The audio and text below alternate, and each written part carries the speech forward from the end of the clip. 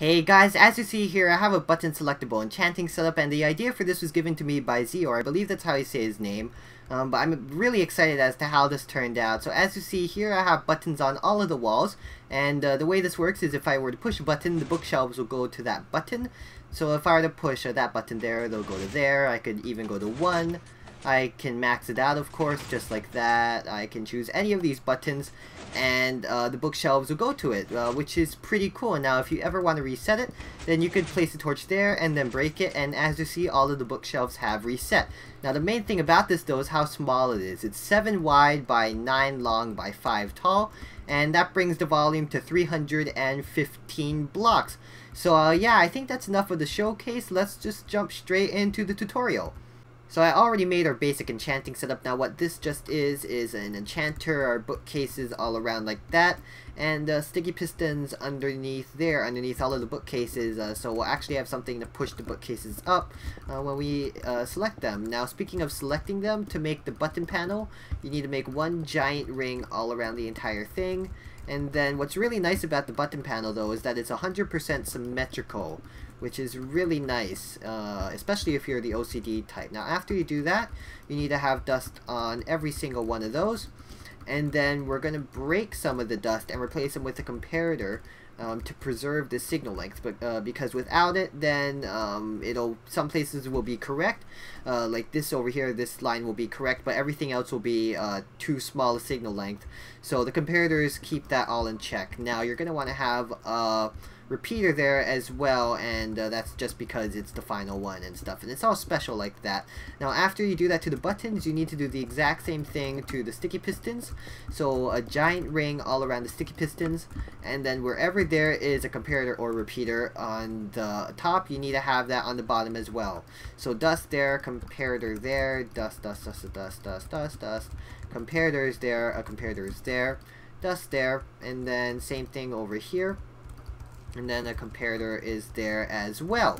Now after you do that, you need to make a hallway, and the reason for that is the hallway in this creation is extremely important. Whatever is on one side, to get to the other side, it needs to go through the hallway, either above it or below it, and that's how the two sides communicate with one another. They send signals back and forth, and that's how it works. So when you build your hallway like that, then you can continue to start things off. Of course, we need to store the data somehow, and make sure that the bookcases are up where we need them to be. So to do that, have two comparators there, and once again, comparators are preserving the signal length. And then to greet it on the other side, you need a dust there, a comparator there, and then comparator there and there. And this little circle of comparators is just keeping the data stored. So when you push a button, it doesn't just immediately drop the bookcase after. It'll actually stay up like that. Now, if it looks a little bit thin on redstone, that's because it is. In fact, if I were to select that, none of the buttons will work now. And the reason for that is the data that we have stored is overriding all other values that are smaller than it. So for example, 15 is stored right now, and obviously 1 is smaller than 15, so that's not going to work at all. So to fix that, what we need to do is reset the value over here, and then we store our new value, and then it'll accept however long or small it is. So to do that, you just need to have a sticky piston there, and then come back to this side, and hopper dropper monostable, yay. So not two droppers, dropper and a hopper there, a strong item, and it's important that it's a strong item, because on the other side you need to have one dust and then 2 more after that, just like this on these slabs. And then 1, 2, there we go. And what that does is allows us to first reset the thing and then store the new data. So let me get some of the action there. As you see there, just pulse down, resetting that, and then the comparators on this side sent the new value in, and now it's storing that, which is pretty cool. But if you're watching carefully, then you would have noticed that I did not add a reset thing for if we were to have a torch here.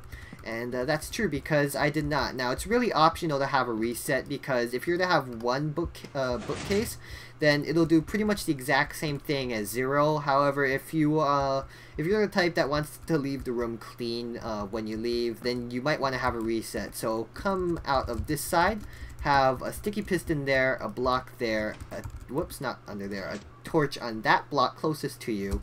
Then come above, a sticky piston there, and a cauldron there. And that is just how we're getting our signal. Water in the cauldron, of course.